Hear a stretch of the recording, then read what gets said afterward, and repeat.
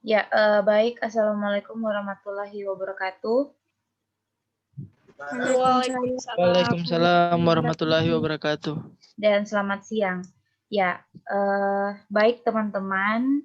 Pada kesempatan kali ini kita akan sama-sama mendiskusikan tentang materi yang sudah dibagikan kemarin, yaitu materi polioxologam, molibdat, tungstat, dan vanadat. Jadi di sini ada beberapa pokok materi yang akan kita diskusikan bersama, yaitu tentang molibdat, tungstat, dan vanadat. Jadi karena ini kita akan berdiskusi, jadi saya mohon kepada semua teman-teman yang terlibat pada diskusi kali ini agar bisa aktif berdiskusi atau aktif menyampaikan pendapat-pendapatnya mengenai materi-materi yang akan kita bahas. Baik, untuk mempersingkat waktu, saya persilakan kepada teman-teman yang akan membahas tentang molibdat, disilahkan.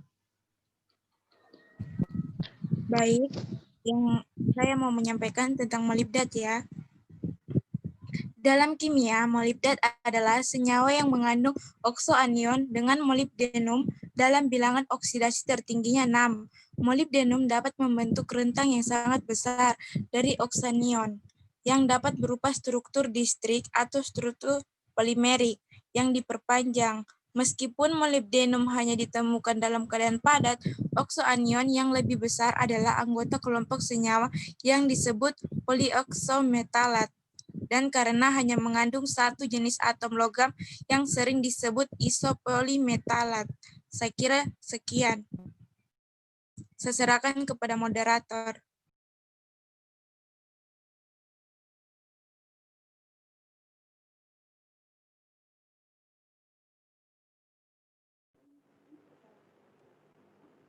Nah, selanjutnya saya akan menambahkan tentang molibdat. Nah, senyawa molibdat dengan rumus umum MMO4 telah banyak disintesis. Nah, aplikasi senyawa molibdat sangat beragam.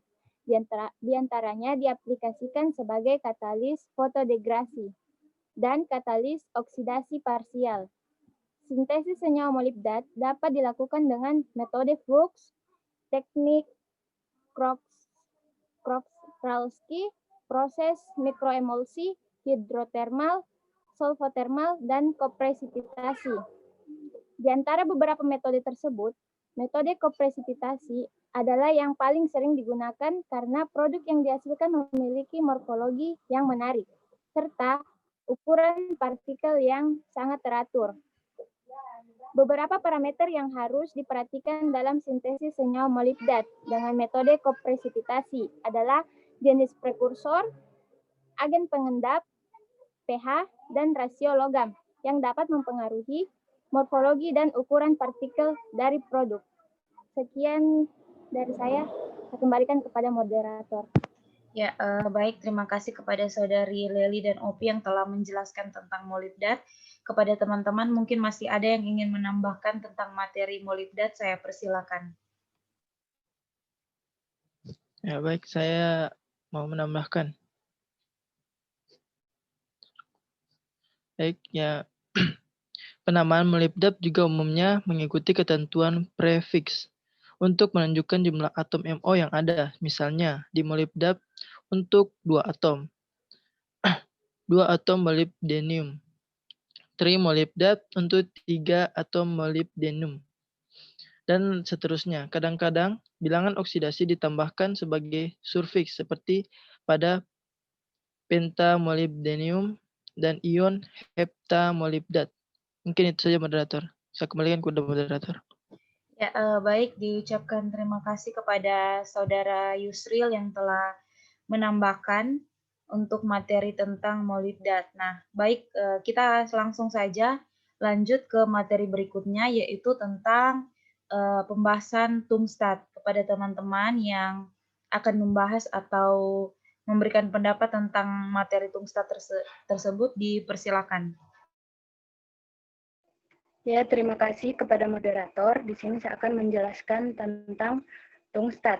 Dalam kimia, wolframat atau tungstat adalah senyawa yang mengandung oksoanion atau ion oksida dalam wolfram atau oksida campuran yang mengandung wolfram. Ion wolfram yang paling sederhana adalah WO2 4 atau ortowolframat. Banyak wolframat lain yang termasuk dalam kelompok besar ion poliatomik yang disebut poliooksametalat atau POM. Keberadaan wolframat muncul secara alami dengan molibdat. Yang pertama yaitu skelit, dia mineral dari kalsium wolframat sering mengandung sejumlah kecil molibdat. Yang kedua yaitu wolframit, adalah campuran mangan dan besi wolframat dan semuanya merupakan sumber wolfram yang berharga. Yang ketiga yaitu powelit, adalah bentuk mineral dari kalsium molibdat yang mengandung. Ya, baik. Diucapkan terima kasih kepada Saudari Ica yang telah membahas tentang Tunstat. Kemudian selanjutnya untuk penambahan materi tentang Tunstat, saya persilakan kepada Saudari Lavinia. Ya, baik. Terima kasih. Di sini saya akan menambahkan tentang karakteristik dari Tunstat ini. Ya, yang pertama, karakteristik yang pertama adalah ia merupakan logam yang sangat keras, padat, berwarna keperakan putih berkilau yang menodai udara. Kemudian membentuk lapisan oksida pelindung. Dalam bentuk bubuk, tungsten berwarna abu-abu. Yang karakteristik yang kedua yaitu logam ini memiliki titik lebur tertinggi dari semua logam dan pada suhu lebih dari 1650 derajat Celcius. Juga memiliki kekuatan tarik tertinggi. Tungsten murni ulet dan kawat tungsten, bahkan dengan diameter yang sangat kecil memiliki kekuatan tarik yang sangat tinggi. Karakteristik yang ketiga yaitu logam ini sangat tahan terhadap korosi. Logam ini membentuk asam tungstit atau H2WO4 atau asam wolframik dari oksida terhidrasi WO3 dan garamnya disebut tungstat atau wolframat. Karakteristik yang keempat yaitu ketika berada dalam senyawa, logam ini adalah sebagian besar dalam keadaan oksidasi golongan 6. Baik, demikian penambahan dari saya kembalikan kepada moderator.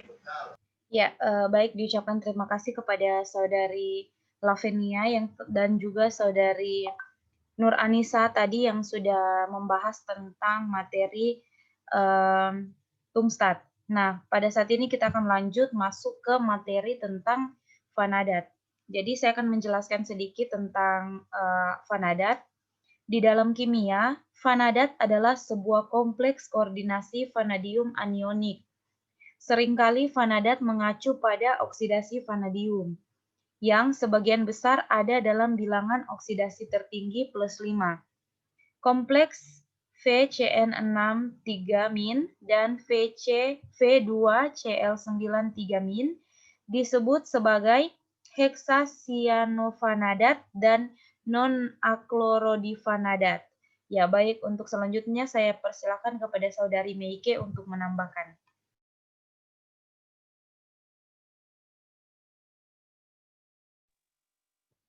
Baik, terima kasih kesempatannya. Vanadat memiliki struktur kimia yang mirip dengan fosfat. Vanadat adalah bentuk oksidasi dari vanadium yang memiliki kemiripan struktur. Analogi kelistrikan dan reaksi protonasi dengan fosfat. Analogi ini terlihat dari bentuk tetrahedral trianionik kedua ion tersebut. Hanya saja pada kondisi sekitar pH netral, monomer vanadat ada dalam bentuk utama monoanion, sedangkan fosfat ada dalam bentuk utama dianion. Fosfat mempunyai peranan penting dalam metabolisme intraseluler di mana fosfat grup dapat meningkatkan solubilitas serta membantu meningkatkan rekognisi enzim antara substrat seluler dan enzim. Sekian materi yang saya sampaikan, saya kembalikan kepada moderator. Ya, baik, diucapkan terima kasih kepada Saudari Meike. Untuk materi Fanadat, kepada Saudari TM mungkin masih ada yang ingin ditambahkan, saya persilakan. Terima kasih atas kesempatannya. Saya akan menambahkan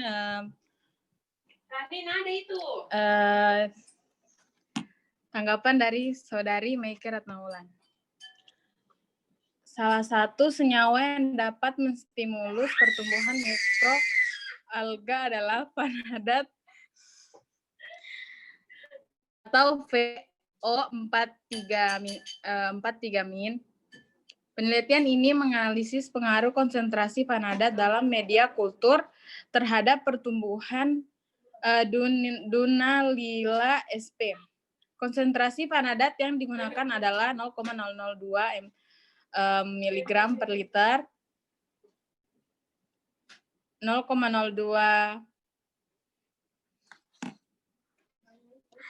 tunggu.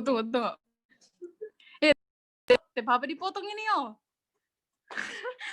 Tunggu. Ya, baik, kepada Saudari TM saya persilakan untuk menambahkan materi tentang vanadat. Terima kasih atas kesempatannya. Salah satu senyawa yang dapat menstimulus pertumbuhan mikroalga adalah vanadat. Penelitian ini menganalisis pengaruh konsentrasi vanadat dalam media kultur terhadap pertumbuhan Dunaliella sp. Hasil penelitian ini menunjukkan bahwa keberadaan vanadat dalam media kultur mempengaruhi secara signifikan pertumbuhan Dunaliella sp, di mana pertumbuhan terbaik didapatkan pada pemberian vanadat dengan konsentrasi 0,002 mg per liter. Berdasarkan hasil penelitian ini, vanadat dalam media kultur dapat digunakan sebagai penstimulus pertumbuhan Dunaliella sp. Terima kasih. Sekian jawaban dari saya. Ya, baik, diucapkan terima kasih kepada Saudari Tiara Maharani yang telah menambahkan materi tentang vanadat.